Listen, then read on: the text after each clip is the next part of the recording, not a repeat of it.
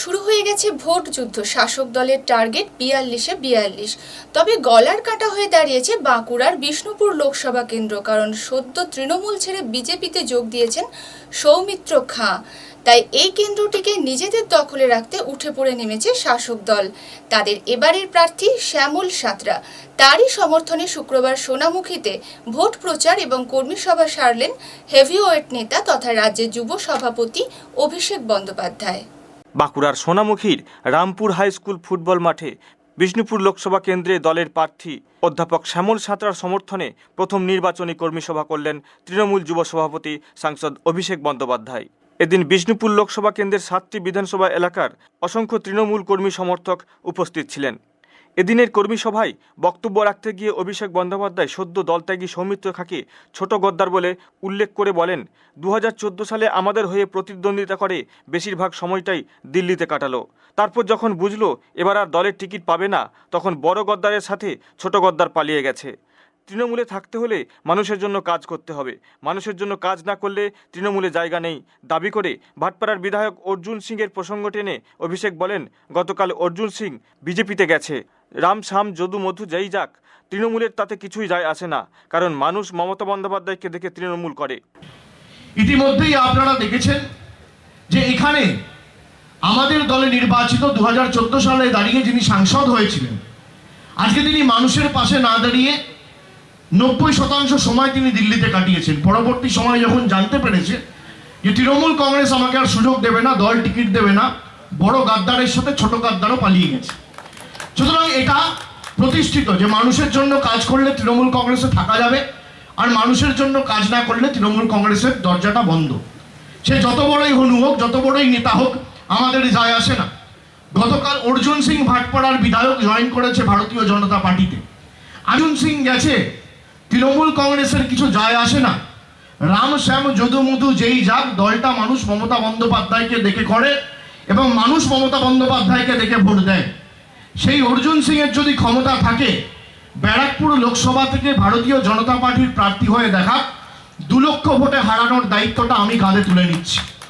এটা আমরা বলেছি এবং আজকে আমি বলছি, যারা যে প্রাক্তন সাংসদ, বিদায়ী সাংসদ আজকে এত বড় হম্বিতম্বি করেছিল যে থানা ঘেরাও করব, এই করব, তাই করব, মুখে মারিতং জগৎ আর কাজের বেলায় লবডঙ্কা। 2 মাস 10 দিন অতিক্রম হয়েছে, বাঁকুড়া জেলায় এখনো পা রাখার সাহস তার হয়নি। আমি বলি আপনাদের, প্রার্থী যেই হোক মাথায় রাখবেন, লড়াইটা সাম্প্রদায়িক মোদী আর জননেত্রী মমতা বন্দ্যোপাধ্যায়ের লড়াই। লড়াইটা বাংলার সম্মান, কৃষ্টি, সভ্যতা, সংস্কৃতি, দাবি দাবার লড়াই আর দিল্লির জবরদখলের বিরুদ্ধে লড়াই। বিরোধীদের এখনো লোকসভা ভোটের প্রার্থীদের নাম না ঘোষণাকে কটাক্ষ করে অভিষেক বলেন, নির্বাচন ঘোষণা প্রায় 1 সপ্তাহ হয়ে গেল, এখনো বিরোধীরা প্রার্থী ঘোষণা করতে পারল না। পঞ্চায়েত ভোট হলে ওরা বলতো তৃণমূল প্রার্থী দিতে দিচ্ছে না। এখন এদের কারো 42 জন প্রার্থী দেওয়ার ক্ষমতা নেই বলেও তার দাবি। আজকে সিপিএম, বিজেপি, কংগ্রেস আপনারা দেখেছেন 1 সপ্তাহ হয়ে গেছে, তাই নির্বাচন ঘোষণা হয়েছে, হতে চললো, কিন্তু এখনো তারা কোনো প্রার্থী, কোনো রাজনৈতিক দল কোনো কেন্দ্রে ঘোষণা করতে পারেনি। পঞ্চায়েত নির্বাচন হলে কি বলতো, তৃণমূল কংগ্রেস প্রার্থী দিতে দিচ্ছে না, আর এখন দেখুন 7 দিন হয়ে গেল এদের কাছে প্রার্থী নেই।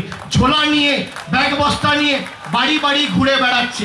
কি বলছে, এই তুমি প্রার্থী হবে? 42 জন খুঁজে পাওয়ার এদের অবস্থা নেই, এরা আবার বাংলা দখল করবে। আমি বলি, আগে দল সামলা, পরে ভাবিস বাংলা। আর পরিবর্তনের ডাক দিয়েছে বাংলা, এবার পারলে দিল্লি সামলা, এটাই আমাদের মূল মন্ত্র আগামী দিনের লড়াইয়ে।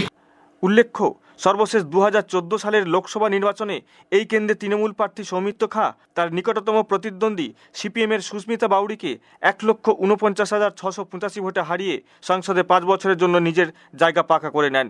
দীর্ঘদিন পর বিষ্ণুপুর লোকসভা কেন্দ্রটি হাতছাড়া হয় সিপিএম তথা বামেদের। সম্প্রতি তৃণমূল সাংসদ সৌমিত্র খাঁ ঘাসফুল ছেড়ে পদ্ম শিবিরে যোগ দিয়েছেন। এবার সৌমিত্র খাঁ এখানে বিজেপির টিকিটে নির্বাচনে প্রতিদ্বন্দ্বিতা করতে চলেছেন বলে শোনা যাচ্ছে। বিগত বিধানসভা নির্বাচনে এই লোকসভা কেন্দ্রের সোনামুখী ও বড়জোড়ায় হেরে গিয়েছে তৃণমূল। ফলে এই লোকসভা কেন্দ্রটি ফের নিজেদের দখলে রাখতে খানিক বেগ পেতেই হবে শাসক দলকে। এই অবস্থায় বিষ্ণুপুর থেকে দলের প্রার্থী শ্যামল সাঁতরাকে জিতিয়ে আনাই এখন শাসক শিবিরের কাছে প্রেস্টিজ ফাইট বলে জেলা রাজনৈতিক পর্যবেক্ষকরা মনে করছেন। আমরা যখনই নির্বাচনে নেমেছি, মাথায় রাখবেন এর খেলার কিন্তু শেষ আমরা দেখে ছাড়বো। 2 মাস রক্ত গেলে যাবে, প্রাণ গেলে যাবে। ভারতবর্ষের সীমান্তে যে জওয়ানগুলো লড়াই করে, মাথায় রাখবেন তাদের মাথায়, তাদের মস্তিষ্কে দুটো জিনিস থাকে। যেই দেশের জন্য আমরা লড়াই করছি, হয় সেই তিরঙ্গায় জড়িয়ে আমাদের মৃতদেহ ফিরবে, নইলে সেই তিরঙ্গাটা আমরা প্রতিষ্ঠা করে আসবো। আমাদের তৃণমূল কংগ্রেসের সৈনিকেরাও একই মানসিকতা নিয়ে লড়াই করবে। যেই জোড়া ফুলের ঝান্ডা নিয়ে আমরা লড়াই করছি, আপনার হাতে জোড়া ফুলের ঝান্ডা, আর দিল্লিতে হবে নরেন্দ্র মোদী ঠান্ডা, এটা মাথায় রাখবেন।